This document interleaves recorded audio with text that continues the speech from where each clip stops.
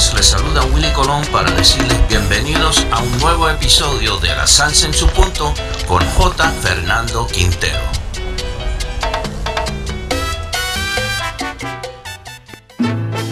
Su voz ha pasado de generación en generación. Más de medio siglo de historia musical. Compositor, arreglista y cantante. Aquí estamos, Luis Felipe González, en un nuevo episodio. Luis Felipe González. A la hora de esta publicación está corriendo el mes de diciembre del año 2020. Un año controvertido, pero también un año inolvidable. El 31 de diciembre, que en este momento lo tenemos allá al frente, unifica en celebración a varios países y a varios continentes. Se despide el año viejo y se le da la bienvenida al año nuevo.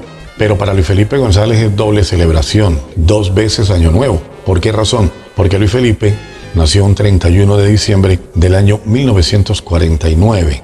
Sí, Jota, hay algo especial porque no solo fue para terminar en minutos un año 49 para el 50, sino que fue de medio siglo a medio siglo, que se equivale, según los estudiosos, pues al término de jubileo. O sea, yo me siento parte de ese jubileo, 50 años a partir de minutos del año 50, porque tenía apenas minutos de haber nacido. Pero llegando al punto del tiempo que ha transcurrido, es un privilegio las fechas para el caso mío, porque yo acabo de arribar a los 70 y es otra connotación que lleva la vida, otro regalo, otra situación. Entonces, esa conjunción de situaciones que me hacen estar junto a mi hermano en un sentido, pero también preparado para una tarea que cumplir, si se quiere, ciclópea, o sea, grande, me da la sensación de que yo soy un gran privilegiado y de que todas estas cosas que terminan en el fin de año tienen como objetivo que la gente analice, disfrute, valore y busque mejores caminos, porque si lo hacen sin tomar en cuenta la fecha, aunque sea el 31, está bien, pero si tú lo tienes por una imperiosa necesidad e impulso de hacer algo bueno, entonces es doble el deseo. Así que yo me siento así, privilegiado de nuevo, porque formo parte, yo digo así jugando, que nadie me celebra mi cumpleaños. Yo creo que es un poco errado ese punto mío, pero es una locura, porque es importante que toda la conjunción haya llegado, y especialmente cuando está metida la ciudad de la capital del Valle, cuando termina la feria, se va despidiendo la gente y se ha formado ya la rumba completa. Y yo he tenido la oportunidad durante muchísimos años de ver ese cambio, desde el 7 de diciembre las velitas van avanzando, y en otros países, como bien lo dijiste, hay otras connotaciones, porque aún después del 31 en Puerto Rico sí están los Reyes Magos, etcétera. Pero lo importante para mí es que yo lo tengo en vivo, lo tengo en mi corazón, y esa fecha para mí, dadas las circunstancias que hay, sería un gran privilegio volver a la próxima celebración, si se llega a hacer la voluntad de Dios, que siempre ha sido lo mejor que uno puede poner por delante. Luis Felipe, ¿quién era el señor Pascual González? Pascual González fue de raza, de herencia española. Vino con su hermano mellizo, mi tío Ignacio. Se establecieron en el oriente de Venezuela y había el amor por la cuerda, digamos, en este caso el cuatrico, ya establecido con la hermana mayor la guitarra española, y comenzó pues junto con el tío a ese trasegar de aprender bien el estilo que tenía con el folclore, la música típica, digamos que no era llanera porque no había el arpa, pero estaba la serenata. Entonces él comenzó a hacer buen ejercicio de llamar la atención de las damas. La consecuencia de ello fue obvia: enamoraba rápidamente, hacía serenata, y conjuntamente la inexperiencia tal vez de las damas, él lograba pues enamorarlas, casi cantando, componiendo. Él tenía, como se dice en Venezuela, el primer frente, una dama de la cual él tenía varios hijos, y mi madre era el segundo frente. Pero con la situación que él tenía era dar serenata por aquí y por allá, y entonces nos trajo un cuatro, una guitarra, enseñó a Nelson a tocar la guitarra, el cuatro a mí también, y resulta que el hombre de su primer matrimonio que tenía, le salió una hija, y esto es anecdótico, Jota, porque el 31 de diciembre de 1949, como 5 minutos antes de yo nacer, nació una hermana mía por parte de mi papá con otra señora. Increíble, se llamaba Ercilia. Ella ya se nos fue de este mundo. En la maternidad Concepción Palacios nacimos dos, no uno, no Luis Felipe, sino Ercilia y Luis Felipe. Ella era un poquito mayor que yo. Así que eso te va a dar una idea de lo fuerte.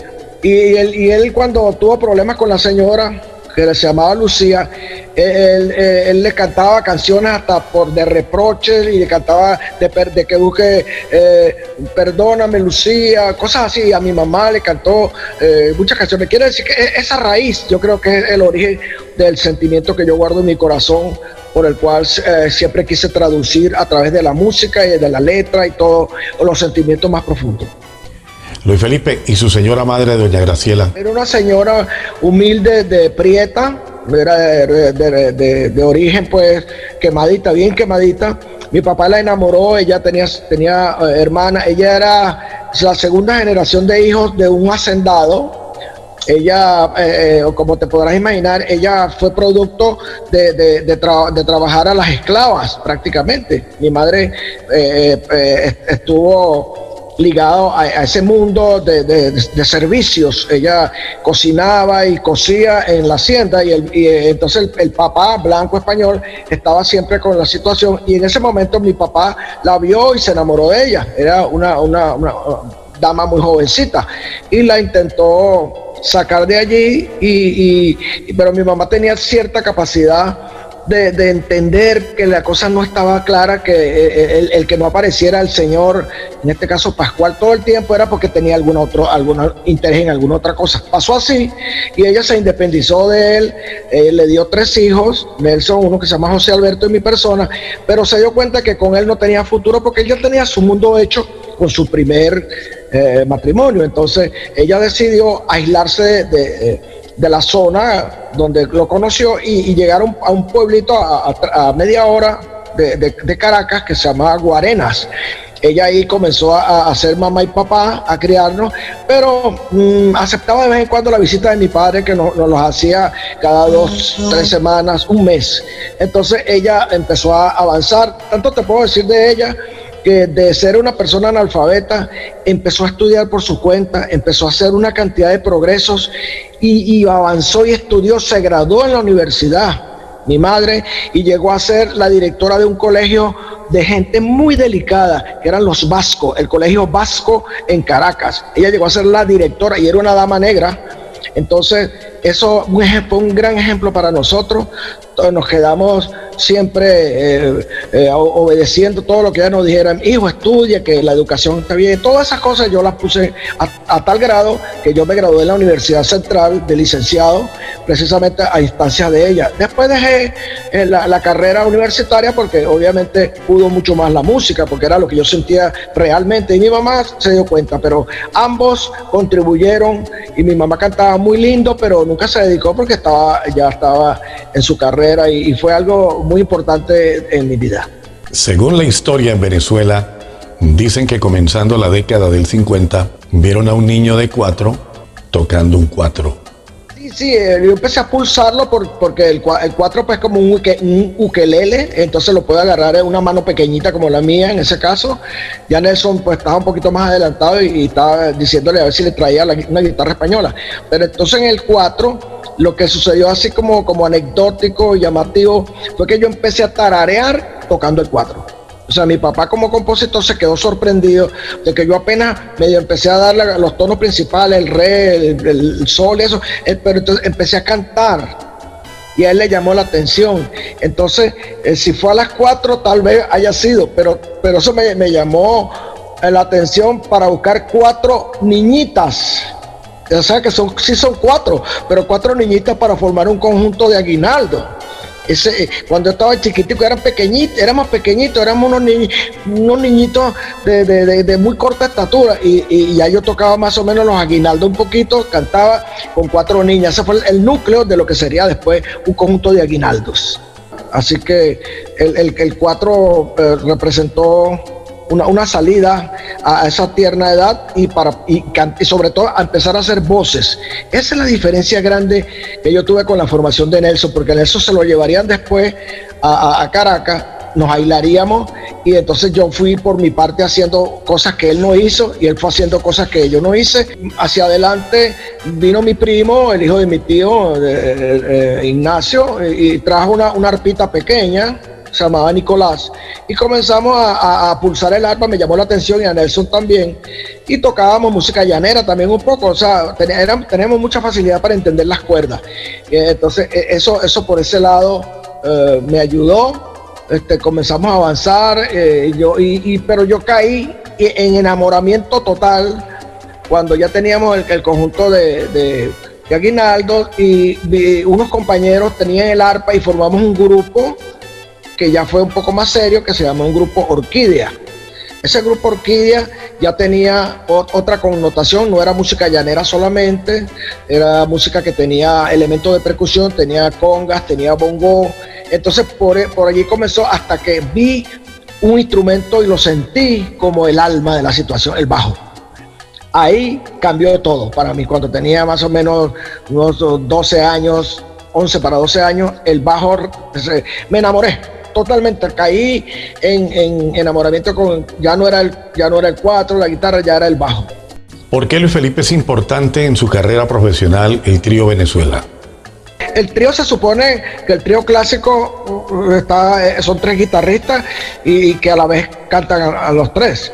Pero en este caso el desarrollo en Cuba de los tríos fue cambiando, igual que en Puerto Rico. Ya sabemos que había un trío muy famoso que estaba Johnny Albino, el trío San Juan. Ya el trío mexicano había dejado de tener la influencia que tenían los grandes zares del trío, que era el trío Los Panchos, el trío Los Tres Reyes, todo eso. Esos eran los tríos normales serenateros. Pero este trío, para poder trabajar en sitios, tenía que meterle más sandunga, más fuerza. Entonces empezó a surgir el trío, como el trío La Rosa, como el trío Matamoros en Cuba. Entonces ya le metieron timbal. Entonces el que estaba en la percusión tenía que tocar con una mano la conga, una sola conga.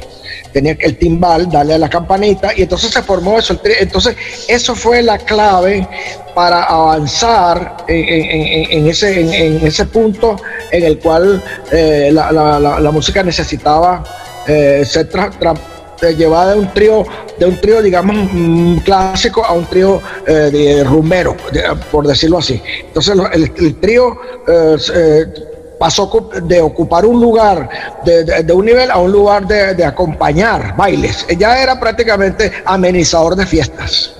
¿Quiénes eran los integrantes de ese trío Venezuela?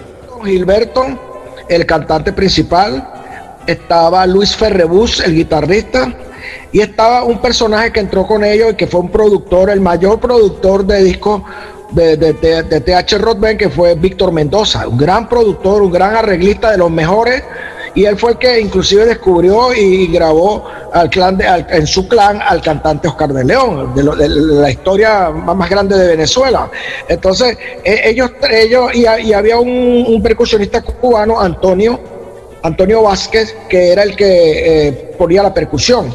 Entonces amenizábamos Barco, amenizábamos el Hotel Tabanaco, conocí yo a una cantidad de músicos. O sea, el bagaje que me ayudó a mí bastante fue el trío. Ese trío Venezuela me dio mucha fuerza, y yo reconozco que fue un periodo muy prolífico para hacer cosas y aprender a dominar el bajo, porque había unos músicos de alto calibre, y al maestro Aldemaro Romero, que estaba siempre haciendo la fiesta en el Hotel Tamanaco, él siempre iba a un salón que se llamaba el Bar Cacique, y ahí se ponían a tocar jazz, se ponían a tocar una cantidad de música que yo, para mí fue nueva, pero me conquistó mucho el jazz. Y entonces todo eso, por ahí vino lo de la zaporrita y por el estilo. Entonces Gilberto Ferrebú, que era de Maracaibo, hicimos un disco instrumental. Yo toqué el 4, toqué el bajo, y por primera vez Ferrebú grabó con 4 guitarras eléctricas, no al mismo tiempo, pero superpuestas.